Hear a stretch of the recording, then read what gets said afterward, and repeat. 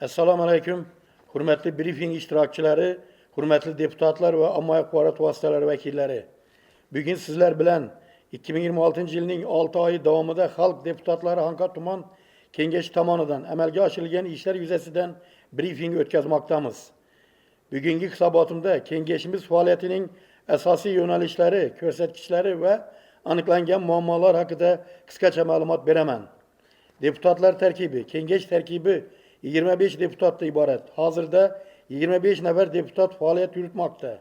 Deputatlar terkibinde türlü sahalarda mutaxassislar, cemaat faalları ve yaş yetekçiler faal iştirak etmekte. 2026 yılının 6 ay davamında Hanka Tuman Kengeşi öz faaliyetini halk menfaatlerine hizmet kılış tamayla asasda semere alıp barmakta.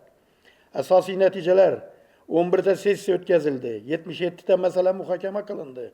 31'te muamma hal etildi. 99'ta deputat soruğu yuvarıldı. 2'te normatif hukuki karar ekspertiz eden ötkazildi. 564'te akbarat materyalleri arkalı Kengeş faaliyetinin açıklığı teminlendi. Sessiyalar ve kabul kılınan kararlar 2026 yılının 6 ayı davamında Hanka Tumanı Halk Deputatları Kengeş tomonidan 11'te sessiya ötkazilip 66'da mesele muhakeme kılındı ve hem de 66'da karar kabul kılındı. Hisobat ve axborotları eshitish. Kengeş sessiyalarida 15'te hisobot tinglandı.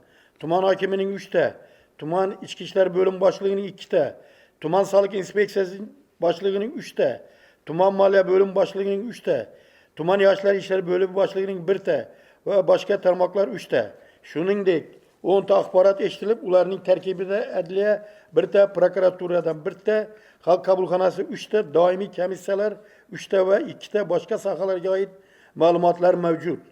Eshituvlar neticesinde aniqlangan kamchiliklarni bartaraf etish ve ijobiy tajribalarini kengaytirish bo'yicha aniq topshiriqlar berildi. Halk deputatları Hanka Tuman Kengeshining 5'te doimiy komissiyasi tomonidan sessiyaga kiritilgan 66'ta mesele sahalar kesimida doimiy ko'rib chiqilgan. Mahalliy byudjet, tadbirkorlikni rivojlantirish ve iqtisodiy islohotlar masalalari bo'yicha doimiy komissiya tomonidan mahalliy byudjet mablag'larini yo'naltirilishi, tashabbusli byudjet jarayonlari, g'olib loyihalarini moliyalashtirish ijrosi masalalari muhokama qilinib, tegishli xulosalar berilgan. Doimiy komissiya vakolatiga kiruvchi 36 masala yuzasidan tegishli hisobot ve ma'ruzalar eshitilgan.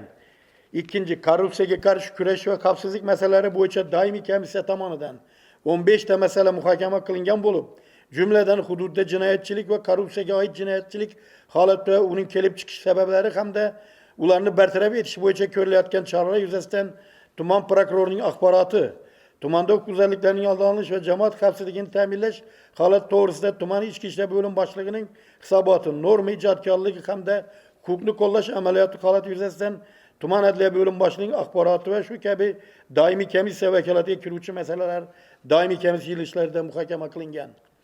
3. ijtimoiy soha, yoshlar siyosati, madaniyat ve sport meselelari bo'yicha doimiy komissiya tomonidan 12 masala ko'rib chiqilgan bo'lib, jumladan O'zbekiston Respublikasi Prezidentining 2025 yil 19 maydagi PF 88 sonli sog'liqni saqlash tizimidagi islohotlarni amalga oshirishning qo'shimcha chora tadbirlari to'g'risidagi farmon ijrosini va Anka tuman tibbiyot birlashmasining 2026 yil 1-choragida amalga oshirilgan ishlar to'g'risida ve vekalet dairesinde bir qator masalalar yuzasidan choraklik hisobotlar doimiy komissiya yig'ilishlarida muhokama qilinib, kengash sessiyaları kun tartibiga kiritilishi yuzasidan takliflar berilgan.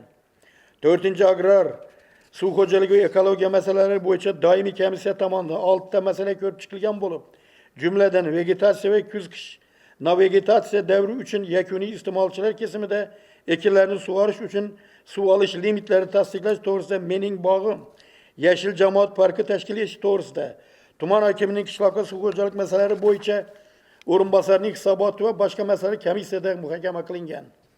5. reglament ve deputatlik odobi axloqi masalalari bo'yicha doimiy komissiyasi tomonidan 8 masala muhokama qilingan bo'lib, ulardan deputat so'rovlariga javob berish holatlarini ko'rib chiqish to'g'risida, deputatlar tomonidan deputatlik odobi qoidalariga rioya etilishining holat to'g'risidagi masalalar bir necha marotaba hamda boshqa vakolat doirasidagi masalalar komissiya yig'ilishlarida muhokama qilingan hamda sessiya kun tartibiga kiritilgan.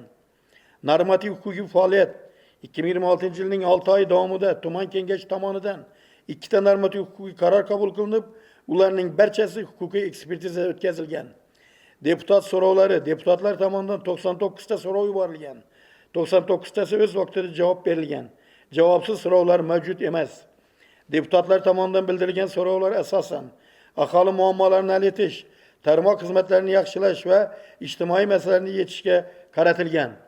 Xalq bilan muloqot 2026-yilning birinchi yarmi davrida 104 ta uchrashuv tashkil etilib, shundan 65 tasi deputatlar tomonidan joylarda o'tkazilgan.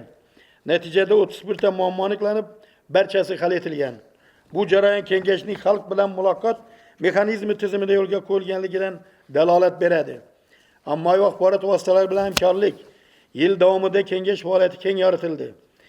Mahalliy televideniyada 4 ta chiqish, basma nashrlarda 3 ta maqola, internet saytlarida 12 ta material, ijtimoiy tarmoqlarda 545 ta post joylashtirildi. Jami 564 ta axborot materiallari orqali kengash faoliyatining ochiqligi ta'minlandi. Bugungi ma'ruzamni yakunlar ekanman. Barchangizni hamkorlikka, ochiq muloqotga va mas'uliyatli faoliyatga chaqiraman. E'tiborlaringiz uchun katta rahmat.